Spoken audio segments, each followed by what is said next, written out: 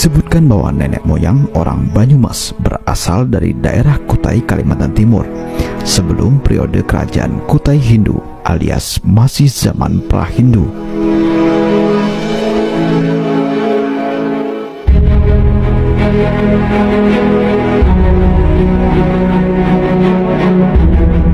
Merujuk pada sebuah catatan Van der Molen, seorang pendatang dari Kutai, menurutnya pendatang dari Kutai tersebut masuk wilayah tanah Jawa jauh sebelum abad ketiga. Mereka mendarat di Cirebon, kemudian masuk ke pedalaman, sebagian kemudian menetap di sekitar Gunung Cermai, dan sebagian lagi melanjutkan perjalanan dan menetap di sekitar Gunung Slamet dan lembah Sungai Serayu.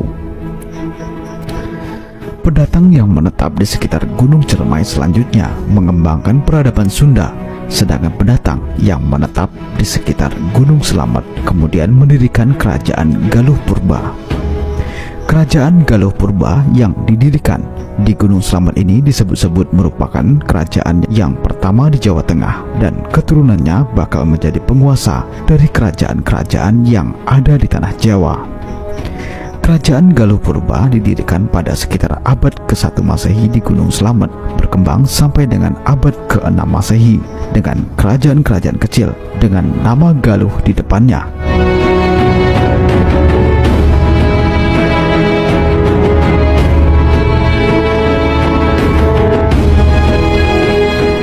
Kerajaan Galuh Purba memiliki wilayah kekuasaan yang lumayan luas, mulai dari Indramayu, Cirebon, Brebes, Tegal, Pemalang, Bumi Ayu, Banyumas, Cilacap, Purbalingga, Banjarnegara, Kebumen, Kedu, Kulon Progo, dan Purwodadi.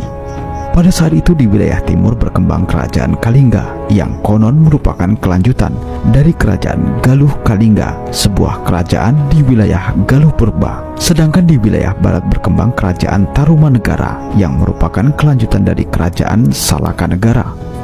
Pada masa Punawarman menjadi Raja Tarumanegara, kerajaan Galuh menjadi kerajaan bawahan Tarumanegara. Pada saat Tarumanegara diperintah oleh Raja Candrawarman, kerajaan bawahan Tarumanegara mendapatkan kekuasaan kembali.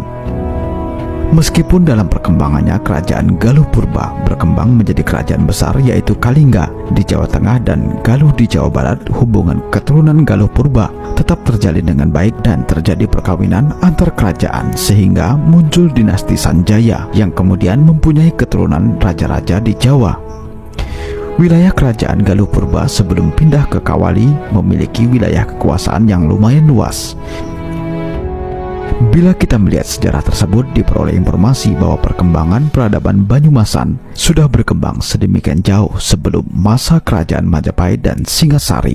Artinya peradaban budaya dan bahasa Banyumasan sudah sangat tua, jauh sebelum kerajaan Mataram Islam yang kemudian terpecah menjadi Surakarta dan Yogyakarta. Selanjutnya Kadipaten Banyumas inilah yang berkembang pesat, terlebih setelah pusat kadipatennya dipindahkan ke Sudagaran, Banyumas. Pengaruh kekuasaannya menyebabkan kadipaten-kadipaten lainnya semakin mengecil.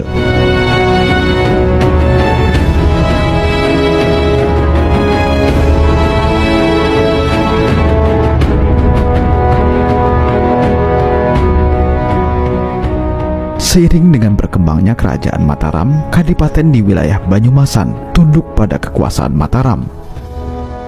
Kekuasaan Mataram atas kadipaten-kadipaten di wilayah Banyumasan tidak secara otomatis memasukkan wilayah Banyumasan ke dalam lingkar dalam kekuasaan Mataram, sehingga kadipaten-kadipaten di wilayah Banyumasan masih memiliki otonomi dan penduduk Mataram pun menyebut wilayah Banyumasan sebagai wilayah Mancanegara Kulon.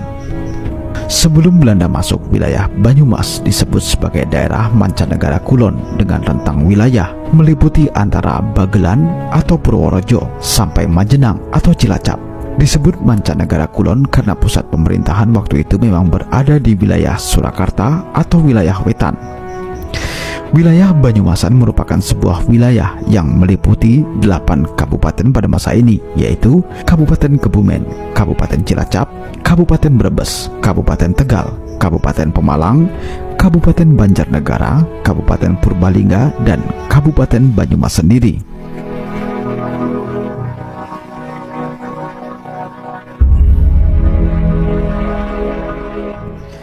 Budaya Banyumasan memiliki ciri khas tersendiri yang berbeda dengan wilayah lain di Jawa Tengah maupun Jawa Timur.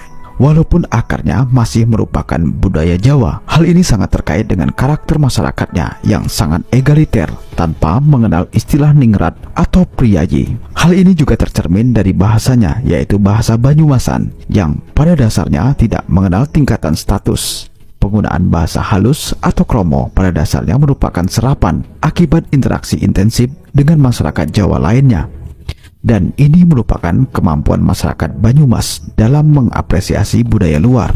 Penghormatan kepada orang yang lebih tua umumnya ditampilkan dalam bentuk sikap atau hormat. Sayang serta sopan santun dalam bertingkah laku tidak dapat dipungkiri bahwa pengaruh feodalisme memang terasa. Akan tetapi, itu bukan merupakan karakter asli dari masyarakat Banyumas. Selain egaliter, masyarakat Banyumas dikenal memiliki kepribadian yang jujur, serta berterus terang atau biasa disebut sebagai cabalaka atau belaka suta.